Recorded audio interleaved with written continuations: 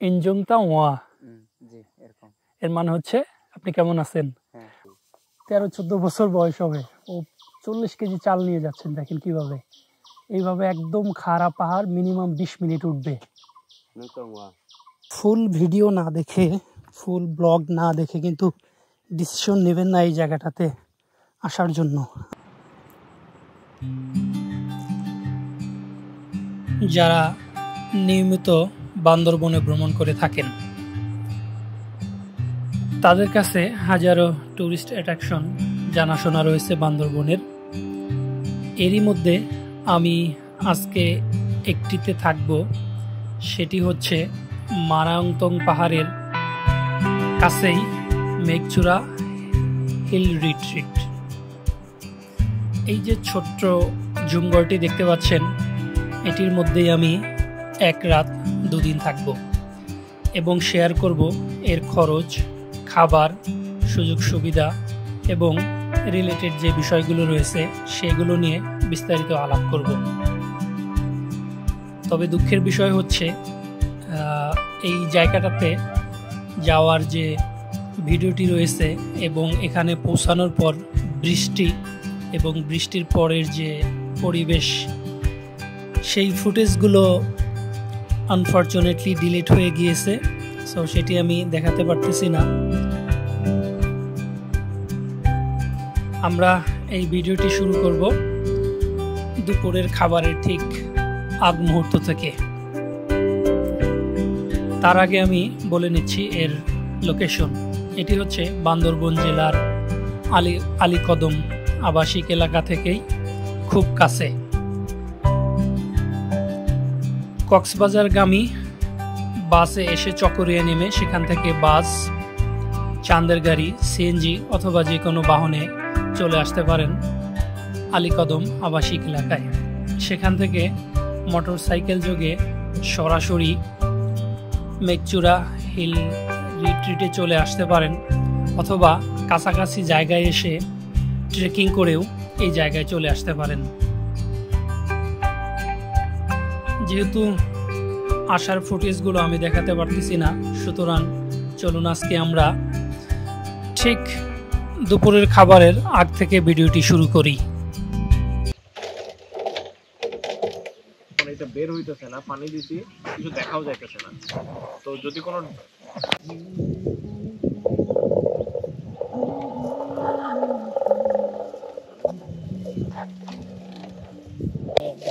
কি কি দিছো ভাইয়া? দিছি মুরগি ডাল। মুরগি আর ডাল। হ্যাঁ, আর ভর্তা দিছি মনে হয়। দেখি বিকালে কি দিবা? বিকালে ঝালমুড়ি দেবো সন্ধ্যার দিকে। ঝালমুড়ি দিবা? সাথে আর কি থাকবে? আর কিছু থাকবে না। আর কিছু না? ঝালমুড়ি। আর রাতে কি দিবা আমাদের? রাত্রে হলো 1 পিস করে বারবিকিউ, হ্যাঁ, 3টা করে সস, আর 2টা সস, 3টা পরোটা আর কি। ও, তো খাবার, পানি, ডাল সব চলে আসছে। এই বারান্দা এখন শুরু করবো। হ্যাঁ, খাওয়া শুরু করবো। তুমি খাইছো? হ্যাঁ, খাইছি আলহামদুলিল্লাহ। দরজাটা কেমন লাগাইতে হয় দেখে নাও। আচ্ছা, এই বোতলের পানিটা হচ্ছে ঝিরিপথের পানি, কোনো টিউবওয়েল বা বাজারের যে কেনা পানি আছে মিনারেল ওয়াটার, সেটা কিন্তু না, ঝিরিপথ থেকে সংগ্রহ করা বিশুদ্ধতম পানি। সো এটা দিয়ে আমরা শুরু করব। হাত ধুয়ে নিচ্ছি। আমার অলরেডি হাত ধুয়ে নিলাম একটু আগে। আমাদের আজকে আইটেম হচ্ছে ভাত, মুরগির মাংস, ডাল, ও আলু ভর্তা আছে। আলু ভর্তা আমারটাকে মিশে গেছে। আচ্ছা, আলু ভর্তা প্লাস হচ্ছে মুরগি আর হচ্ছে এটার মধ্যে ডাল। আমরা বেশি হলেও সমস্যা নাই, 2000 টাকা দিচ্ছি। 1 রাত থাকবো, আর হচ্ছে 3 বেলা খাবার, 1 বেলা হচ্ছে স্ন্যাক্স। যেমন আজকে দুপুরে আসছি, দুপুরের খাবার আলু ভর্তা, ডাল, মুরগির মাংস। বিকেলে হচ্ছে ঝালমুড়ি দিবে, মুড়ি মাখা দিবে, আর রাতে যেটা বলতেছিল পিচ্ছি বারবিকিউ 1 পিস কটার, 3টা হচ্ছে পরোটা আর 2টা হচ্ছে সস। আর আগামীকাল সকালে হয়তো বা খিচুড়ি, শিওর না। এখন অলমোস্ট 4:30 বাজে। বলতেছিলাম যে পাহাড় কিন্তু এক এক সময় এক একটা রূপ ধারণ করে। যেমন হচ্ছে এই যে দেখেন বেশিরভাগ জায়গায় কিন্তু ছায়া পড়ে আছে, আর ওই যে কিছু কিছু জায়গায় একটু আলো দেখতে পাচ্ছেন, ওইগুলা হচ্ছে সূর্যের আলো।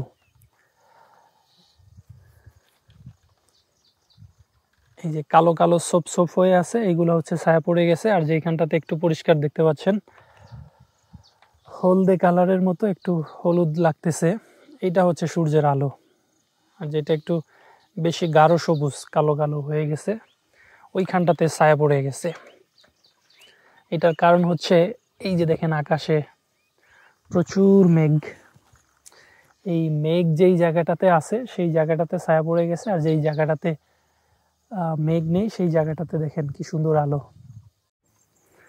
রংধনু কম বেশি প্রায় সবাই দেখছেন, কিন্তু রংধনুটা যখন তৈরি হয় বা ফর্ম হয় তখন হয়তো বা হাতে গোনা খুবই দু একজন হয়তো বা দেখছেন, তাছাড়া আর কারো দেখার ভাগ্য হয় নাই। সো চলুন আমরা এই জিনিসটা দেখি। ওই যে সামনে, যদিও আমার ক্যামেরায় জুম করা যায় না, ঠিক এই বরাবর একটু দেখেন, এই যে ঠিক আমার আঙ্গুলের মাথায় দেখেন রংধনু ফর্ম হচ্ছে। ওইখানে নদী আছে, তো আমি মনে করলাম যে হয়তো ঝড় হচ্ছে আর কি, এই কারণে পাহাড়ি যে লাল মাটির বালু আছে এগুলো উড়ে যাচ্ছে। কিন্তু এই যে এখানে যে কি নাম, মিনহাজ, মিনহাজ বললো না ওইটা রংধনু হচ্ছে, বলে রংধনু দিয়ে পানি তোলে। কালকে নাকি এই যে এখানে হয়েছে, আজকে একটু বেশ দূরেই, ওই যে চমৎকার একটা জিনিস, মানে রংধনুটা ফর্ম হচ্ছে ওইখানে জাস্ট।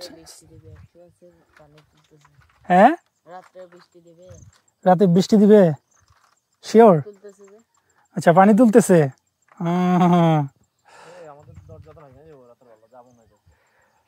আমার কাছে তাই মনে হচ্ছে। এই যে দেখেন মেঘলা আকাশ, মনে হয় আমাদের কুড়ে ঘরে আজকে বৃষ্টির পানি ঢুকবেই, দেখা যাক।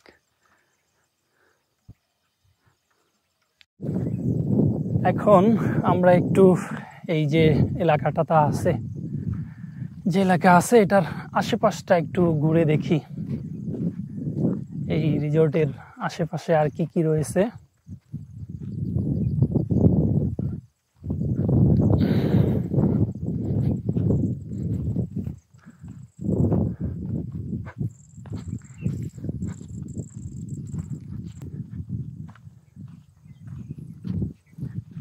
আমরা কিন্তু মোটরসাইকেল দিয়ে ওই উপর থেকে আসছি, মোটরসাইকেল একদম আমাদের ওই উপরে নামিয়ে দিয়ে গেছে, তারপর হচ্ছে আমরা ওইখান থেকে হেঁটে হেঁটে এই জায়গায় চলে আসছি, তাই না? আর চমৎকার জায়গা।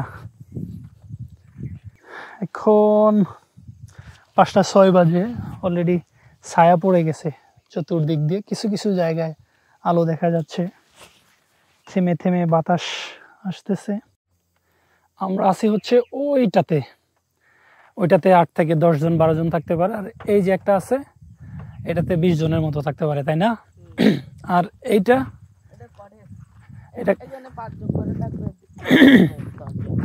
5 জন করে থাকবে। আচ্ছা, এমনি হাজব্যান্ড ওয়াইফ যারা আসবে তাদের জন্য কিছু বানাইছো? এগুলা কি?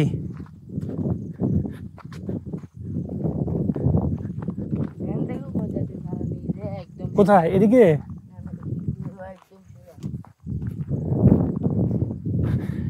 এগুলো কাজ এখনো শেষ হয় নাই, তাই না?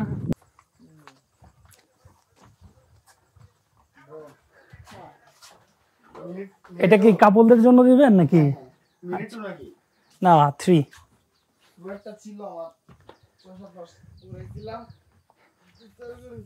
আচ্ছা, এটা ভাড়া কত দিবেন কাপলদের জন্য করলে?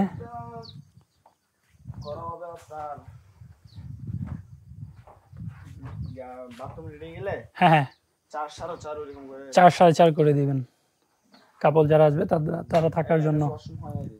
আচ্ছা, আর সামনে তো গ্লাস থাকবে, তাই না? যে এই দিক দিয়ে গ্লাস থাকবে, গ্লাস থাকবে, ডাইনিং টেবিলও দিয়ে দিবেন, তাই না? আচ্ছা আচ্ছা, টি টেবিল ডাইনিং টেবিল থাকবে। এটা ওয়াশরুম হবে? ও বেশ বড়ই জায়গা নিছেন ওয়াশরুমের জন্য, একটা ওয়াশরুম আর হচ্ছে এই দিকটাতে একটা জানালা থাকবে আর এই পাশে ভিউ দেখার জন্য এই পাশটাতে বিশাল জায়গা, ছোট্ট একটি নদী। ওইটাও কি সেম দামে রাখবেন নাকি? ওইটাও কাপলদের জন্য একই দামে?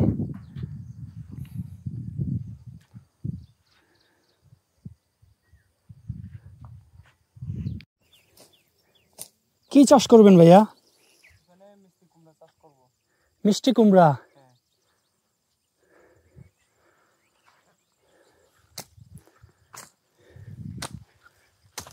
চারা গাছ লাগাইলে কতদিন লাগবে ফল ধরতে? 3 মাসের মতো। আপনার বাড়ি কোথায়? ওই যে ওইটা। আচ্ছা, এই পাড়ার নাম কি? লাংরোড পাড়া। সুন্দর নাম তো। অনেক মানুষ আছেন মনে হয় নাকি? আচ্ছা আচ্ছা। যারা এই দিকটাতে ঘুরতে আসবেন তারা চাইলে কিন্তু এখানে যে উপজাতি ভাইরা যারা আছেন ওনাদের পাড়া আছে, এই যে এখানে একটা আছে, ওনাদের বাড়িঘর লাইফস্টাইল এইগুলো দেখতে পারেন। আবার ওই সাইডে একটা আছে, যদিও দেখে মনে হবে যে খুব কাছে, কিন্তু এগুলো খুব কাছে না, অনেক দূরে। এই পাহাড়গুলোতে উঠতে নামতে মনে হয় 1 থেকে 1.5 ঘন্টা সময় লাগে, তাই না ভাই? 1 থেকে 1.5 ঘন্টা সময় লাগে এইগুলোতে, এত ইজি না। সো আসলে যেহেতু কটেজগুলো এই যে এইখান দিয়েই আছে, সো কেউ চাইলে ওনাদের লাইফস্টাইল দেখতে পারেন ওনাদের পাড়ায় গিয়ে।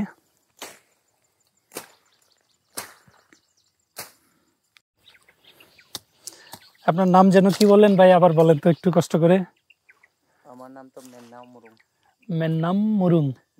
আচ্ছা, আপনি যদি আমাকে জিজ্ঞেস করেন যে আপনি কেমন আছেন, কিভাবে বলবেন আপনাদের ভাষায়? এরকম। ইনজুংতা ওয়া। জি, এরকম। এর মানে হচ্ছে আপনি কেমন আছেন। হ্যাঁ। আর যদি বলি আমি ভালো আছি, আংডা ইয়ংতা। আংডা ইয়ন্তা। জি। আচ্ছা। বয়স কত আপনার? আমার বয়স 18। 18 বছর বয়স। ভাই ক্লাস 7 পর্যন্ত পড়াশোনা করছে। ওনার বাবা আর মা এখন বয়স্ক হয়ে গেছে, এই কারণে ওনার আবার ছোট এক ভাই এক বোন আছে, ওনার দায়িত্ব ওনার কাঁধে পড়ে গেছে। আর ওই যে উনি হচ্ছেন ওনার বড় বোন, বিয়ে হয়ে গেছে, সুতরাং সংসারের দায়িত্ব এখন এই ভাইয়ার উপরে এসে পড়ছে আর কি। পড়াশোনা চালায় যেতে পারতেছে না, ওনার যে ছোট ভাই বোন আছে ওনাদের দায়িত্ব উনি নিছে। অনেক কথা হলো এই ভাইটির সাথে ভাষা নিয়ে, জীবন নিয়ে, তার ফ্যামিলি নিয়ে। খুবই ভালো ছেলে, ভালো লাগলো।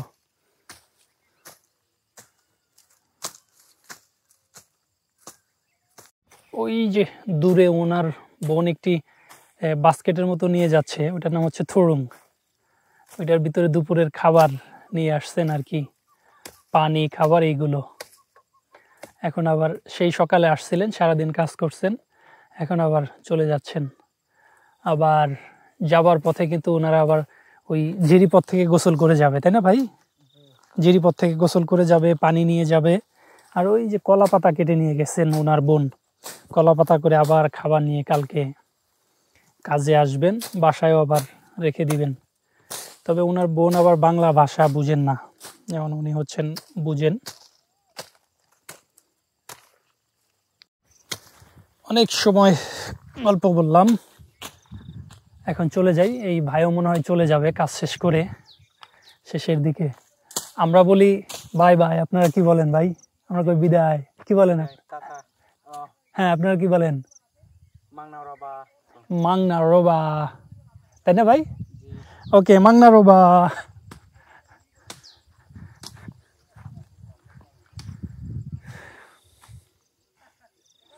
চলে যায় এবার জুম করে।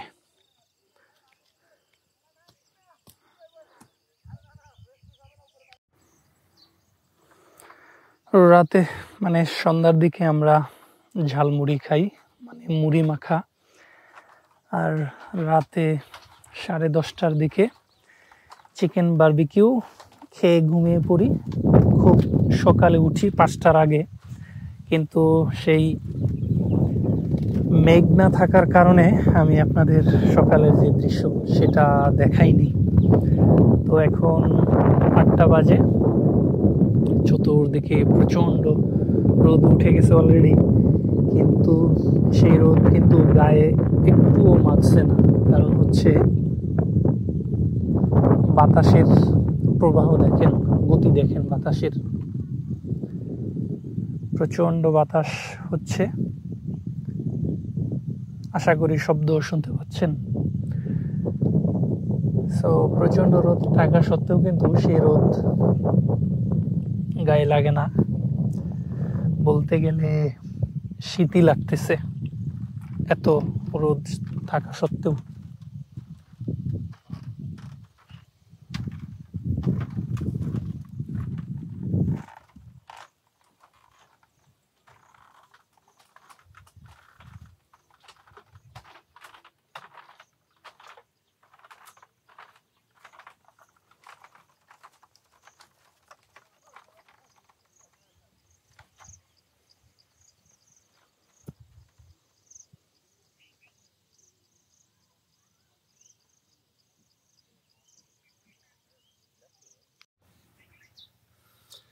নয়টা বাজে আর আমাদের সকালের নাস্তা চলে আসছে।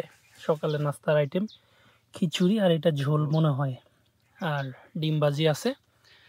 আমরা এটা খেয়ে নেব এখন। খেয়ে তারপর হচ্ছে বের হব।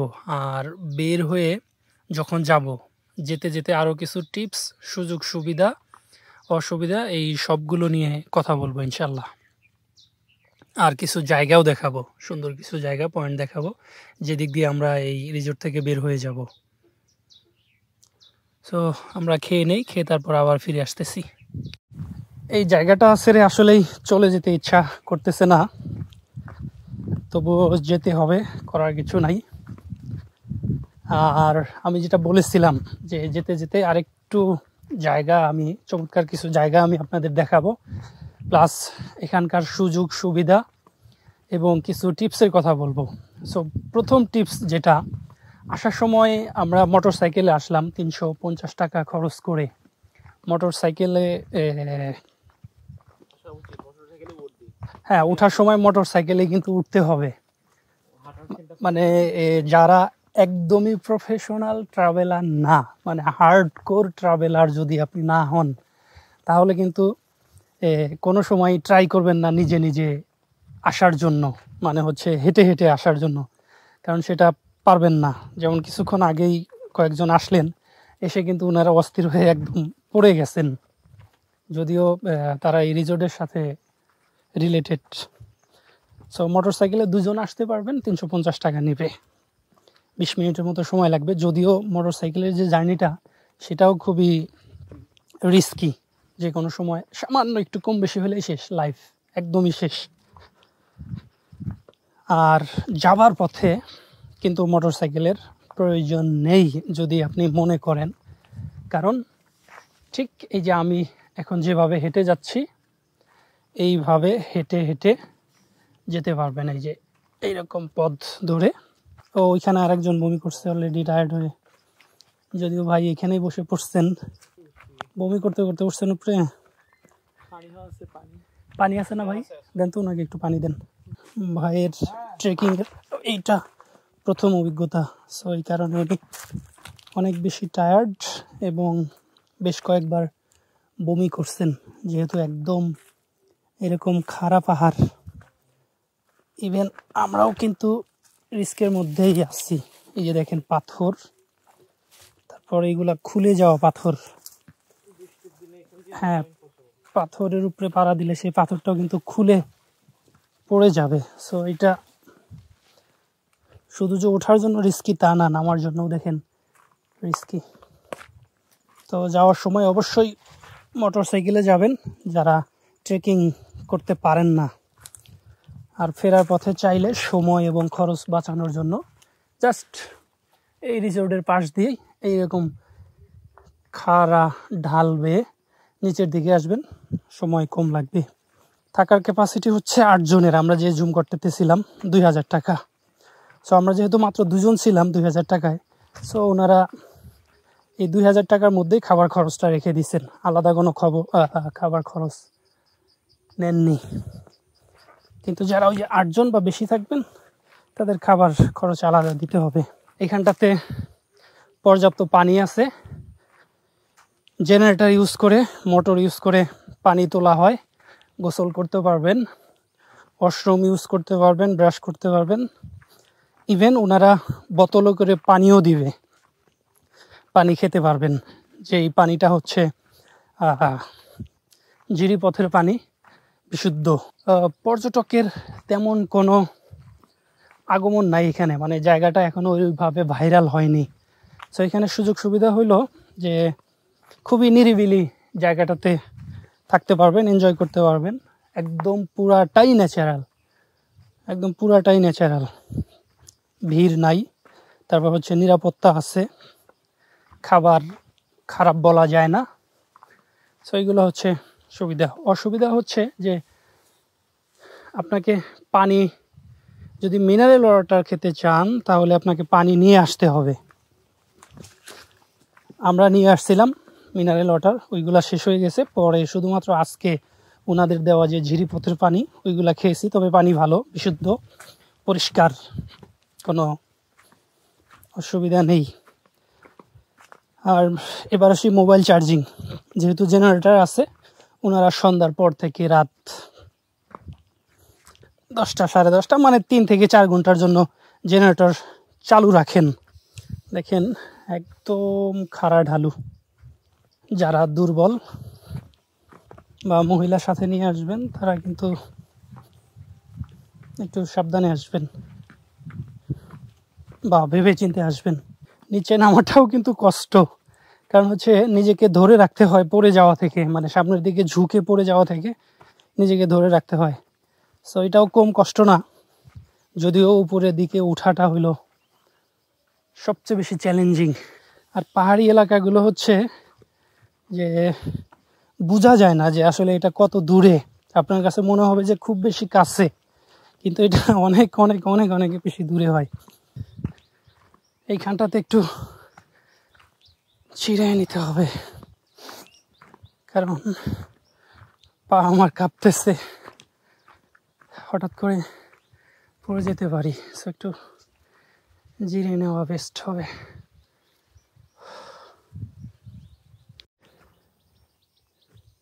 জাস্ট খালি ঢালুটা একবার দেখেন। একদম ফুল ভিডিও না দেখে, ফুল ব্লগ না দেখে কিন্তু ডিসিশন নেবেন না এই জায়গাটাতে আসার জন্য।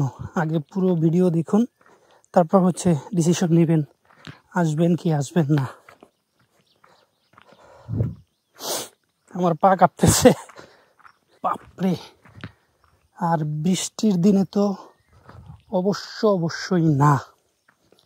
সে পাহাড়ের উপরে উঠেন, রিসোর্টের উপরে উঠেন, অথবা রিসোর্ট থেকে নিচের দিকে নামেন।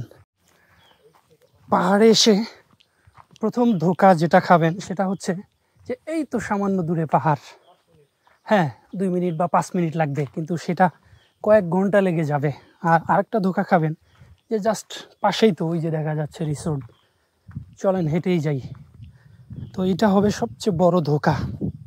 কারণ হচ্ছে পাহাড়টা এরকম দেখতে মনে হবে খুব কাছে এবং খুব ছোট। আবাসিক কোন দিকে? আবাসিক এদিকে। 13-14 বছর বয়স হবে, ও 40 কেজি চাল নিয়ে যাচ্ছেন। দেখেন কিভাবে, এইভাবে একদম খাড়া পাহাড় মিনিমাম 20 মিনিট উঠবে। আর যে এইগুলো হচ্ছে 50 কেজির বস্তা। চাচির এখানে প্রচুর খাওয়া দাওয়া করে নিলাম, যতগুলো আইটেম ছিল ট্রাই করলাম খাওয়ার জন্য। আর আপনারা চাইলে যে কেউ এদিক দিয়ে উঠতে পারেন, তবে এটা কিন্তু একদম মানে মরণ প্রায় অবস্থা হয়ে যাবে বমি করতে করতে অনেকের ক্ষেত্রে। শুধুমাত্র হার্ডকোর ট্রাভেলার যারা, তারা উঠতে পারবেন আর কি। আর যারা এই কষ্ট যারা নিতে পারবেন না, তারা কিন্তু মোটর সাইকেল দিয়ে যাবেন ওই পাশ দিয়ে। আর মোটর সাইকেলে যাওয়া কিন্তু ইজি না, সেটাও অনেক রিস্কি। সো এটা একটু কষ্টসাধ্য জায়গায়। মারাইংচা বা মিরিঞ্জা যতটা সহজ, এটা তার চেয়ে অনেক অনেক অনেক অনেক অনেক গুণ বেশি কষ্টকর এবং রিস্কি একটা ট্যুর হবে। যারা মারাইংচার ভিডিও দেখতে চান দেখে নিতে পারেন ভিডিও শেষে। সো আজকের মতো আল্লাহ হাফেজ দিয়ে দেই। আমরা আরও কিছুক্ষণ হেঁটে এইদিকে যাব, যাওয়ার পর হচ্ছে অটো পাবো, অটো ধরে আলীকদম আবাসিক, ওইখান থেকে চাঁদের গাড়ি করে চকরিয়া থেকে ঢাকা ইনশাল্লাহ। আল্লাহ হাফেজ। চাচিকেও ধন্যবাদ, অনেকগুলো আইটেম অফার করছেন উনি, খাইলাম। আল্লাহ হাফেজ।